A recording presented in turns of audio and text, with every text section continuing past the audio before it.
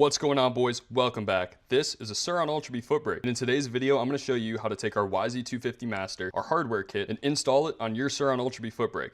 So let's get straight into it. Of course, you're going to start out with a fresh UltraBee foot brake. You're going to have your two stock holes down here on the bottom and the one here on the top. First thing we're going to do, take this YZ250 master and bolt it onto the top one using our hardware kit. You're going to notice in the hardware kit you get this little adapter piece, an M8 bolt, two M8 washers, one M8 nut, an M6 bolt, one more M6 bolt. All right, we're going to start with the short M6 bolt, put it in this part of the adapter bracket, and then just lightly fit it onto the master cylinder. About like so it can still dangle around a little like that. Then we're going to take our longer M6 bolt, again send it through the adapter bracket. This time we're going to lightly screw it into the UltraBee foot brake itself. So this part here is honestly user preference. What I'm going to do is take this part of the master cylinder and screw it about as far, so these threads right here are as far down through this piece as they can possibly be without hitting that lever right there. It's kind of hard for you guys to see, but this thread is not quite hitting that lever. For me, that's about perfect. Like I said, this is user preference. And what you're doing here is you're setting the angle at which your lever is going to be located compared to your peg. I like mine to be almost flush, if anything a little bit down, not up. Some people like it up, totally user preference. The most crucial part of this installation is now, and what that is making sure that this piece here is perfectly aligned with that right there. Because this threaded rod, I guess we'll call it, this threaded rod pushes a piston up into here, and that's what gives you braking pressure, right? So if you have the piston going up and it's at an angle like this, it's going to be scraping against that wall. You're going to blow your master, and then you're going to be wondering why it's leaking fluid. This needs to be perfectly straight. So we might speed this up a little bit, the process of me getting it straight, but I'll show you the process at the end before we do any drilling.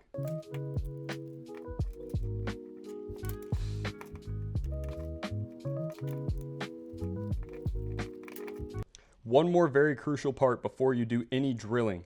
Come into the back side of the foot brake here.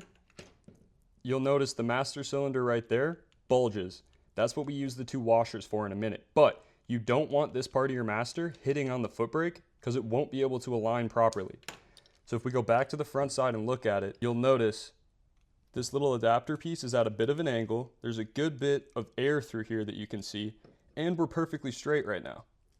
The way that I can tell that it's perfectly straight is looking down it like this and then slowly pumping. It's about as perfect as it gets. So I'm gonna just tighten these two down all the way, and then we'll start the drilling. Alrighty, so I got it all ready to drill. Obviously, I'm not gonna drill through it while holding it with my hand like this, but what I am gonna do is line up where I'm gonna drill the hole and then go drill it on a vise.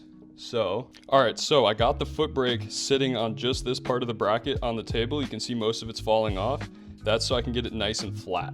And then what I'm gonna do, I'm gonna take a 3/16 drill bit, which is about the perfect size for the M8 bolt that goes through here. I'm gonna hold down really hard and give it a couple spins just like that. Alrighty, now I popped the master cylinder off. We're gonna go drill this. The reason I only did a little bit just a second ago there, you don't want your drill bit to wobble all over the place and then you get a hole in the wrong spot. It's very important you get it in the right spot. So I was just marking it. Now we'll go to the vise and we'll drill it. Now that we're over here at the vise, you'll see that is the marking that we just made with the big drill bit. Now I have a tiny drill bit. This is a 9/64. I'm just gonna drill a pilot hole through here.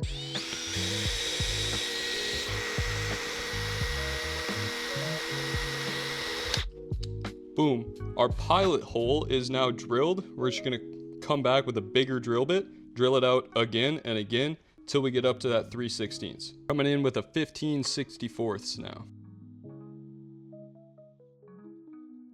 Last but not least, we gotta come in here with our 5/16 drill bit, drill this hole to its final size.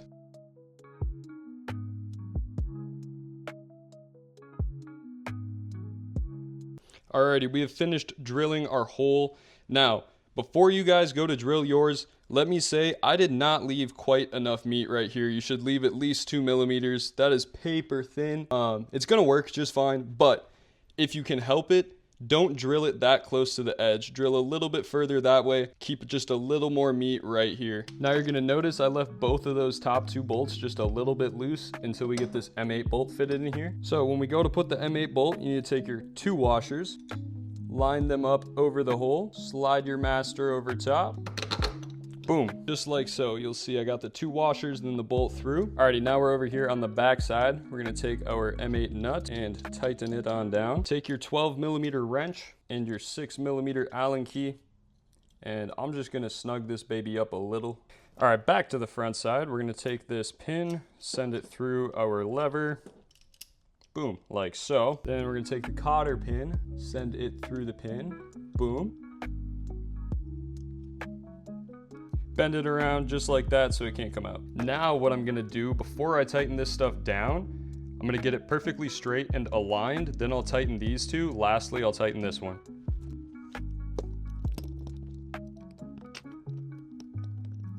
One little method I like to use to help get it lined up perfectly is pumping the lever ever so slightly like this while these 2 up here are snug but not tight. Because you can see, it wants to go straight. I don't know if the camera's picking it up, but you can tell it's a little bit off this way right now. That right there is perfectly lined up.